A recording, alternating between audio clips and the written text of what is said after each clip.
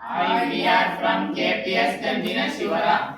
Today we are going to explain about Bluetooth car.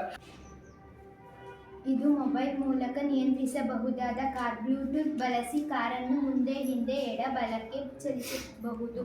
ಈ ಪ್ರಾಜೆಕ್ಟ್ನಲ್ಲಿ ESP32 ಬಳಸಿದ್ದೇವೆ. ಇದರ ಉದ್ದೇಶ ವೈರ್ಲೆಸ್ ಕಂಟ್ರೋಲ್ ಸಿಸ್ಟಮ್ ಅನ್ನು ಕಲಿಯುವುದು. ಭಾಗಗಳು ESP32 ಕಾರಿನ ಮುಖ್ಯ ನಿಯಂತ್ರಣ ಘಟಕ. ಬ್ಲೂಟೂತ್ ESP32 ಒಳಗೆ ಇದೆ. ಮೊಬೈಲ್ ಸಂಪರ್ಕಕ್ಕೆ DC motor, mobile driver, car ಚಲಿಸಲು ಬ್ಯಾಟರಿ, ವಿದ್ಯುತ್ ಪೂರೈಕೆ, ಚಕ್ರಗಳು ಮತ್ತು ಚಾಸಿಸ್ ಕಾರಿನ ದೇಹ.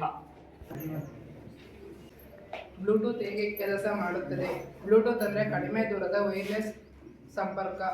ಮೊಬೈಲ್ನಿಂದ ಕಮಾಂಡ್ ಕಳುಹಿಸುತ್ತೇವೆ. ಉದಾಹರಣೆ ಫಾರ್ವರ್ಡ್, ಬ್ಯಾಕ್ವರ್ಡ್, ಲೆಫ್ಟ್, ರೈಟ್.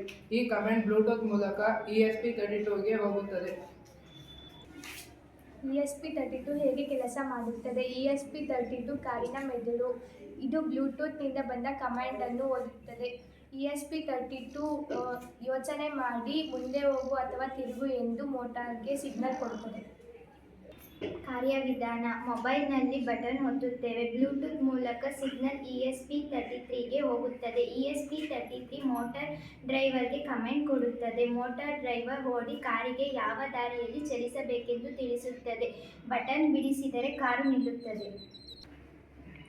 ದೋಷಗಳು: ವೈರ್ಲೆಸ್ ಕಂಟ್ರೋಲ್ ಬಳಸಲು ಸುಲಭ, ಮಾಡ್ರನ್ ಟೆಕ್ನಾಲಜಿ, ಆದರೆ ಬ್ಲೂಟೂತ್ ರೇಂಜ್ ಕಡಿಮೆ, ಬ್ಯಾಟರಿ ಚಾರ್ಜ್ ಇದ್ದರೆ ಮಾತ್ರ ಕೆಲಸ.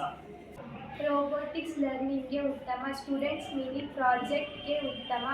ESP32 ಬಳಸಿ ವೈರ್ಲೆಸ್ ಕಾರ್ ಕಂಟ್ರೋಲ್ ಮಾಡಬಹುದು. ಇದು ಸರಳ ಆದರೆ ಆಸಕ್ತಿದಾಯಕ ಪ್ರಾಜೆಕ್ಟ್ ಆಗಿದೆ.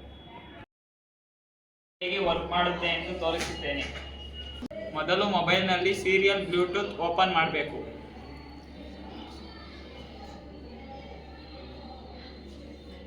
ಒತ್ತಿದ್ರೆ ಫಾರ್ವರ್ಡ್ ಹೋಗುತ್ತೆ, ರಿವರ್ಸ್ ಒತ್ತಿದ್ರೆ ರಿವರ್ಸ್ ಹೋಗುತ್ತೆ, ಸ್ಟಾಪ್ ಒತ್ತಿದ್ರೆ ಸ್ಟಾಪ್ ಹೋಗುತ್ತೆ, ರೈಟ್ ಒತ್ತಿದ್ರೆ ರೈಟ್ ಹೋಗುತ್ತೆ, ಲೆಫ್ಟ್ ಒತ್ತಿದ್ರೆ ಲೆಫ್ಟ್ ಹೋಗುತ್ತೆ.